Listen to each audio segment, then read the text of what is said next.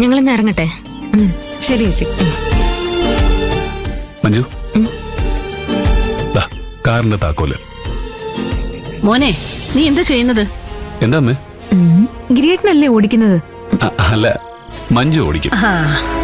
ഒരു ഇടി കഴിഞ്ഞ് കാർ ഇങ്ങോട്ട് കിട്ടിയതല്ലേ ഉള്ളൂ, അപ്പോഴേക്കും വീണ്ടും പരീക്ഷണത്തിന് ഇറങ്ങുവാണോ? ഹലോ, അത് ഞാൻ കാശ് കൊടുത്ത് വാങ്ങിയ വണ്ടിയാ.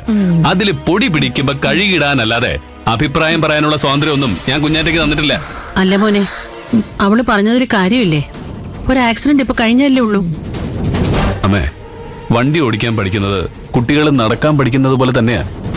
ആദ്യമൊക്കെ ഒന്ന് വീണെന്ന് വരും എന്ന് കരുതി വീണ്ടും ശ്രമിച്ചില്ലെങ്കിൽ ജീവിതകാലം മുഴുവൻ പേടിച്ച് മാറി നിൽക്കേണ്ടി വരും.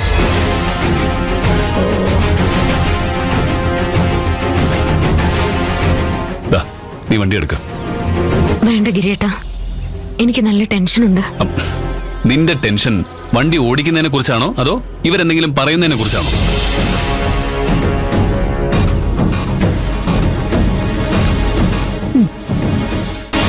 നിനക്ക് നന്നായി വണ്ടി ഓടിക്കാൻ അറിയാമെന്ന് എനിക്ക് വിശ്വാസമുണ്ട്. നീ വണ്ടി എടുത്ത് ഫുൾ സ്പീഡിൽ ഗേറ്റ് വരെ പോയിട്ട് റിവേഴ്സ് എടുത്ത് എന്റെ തൊട്ട് മുന്നിൽ വന്ന് നിൽക്കണം. ഞാൻ എവിടെ നിന്ന് അനങ്ങില്ല.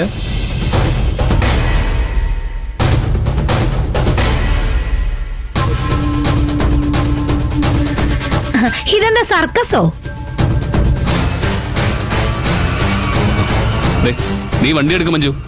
എനിക്ക് പറ്റില്ല ഗിരിയേട്ടാ. നിനക്ക് പറ്റും, എനിക്ക് വിശ്വാസമുണ്ട്.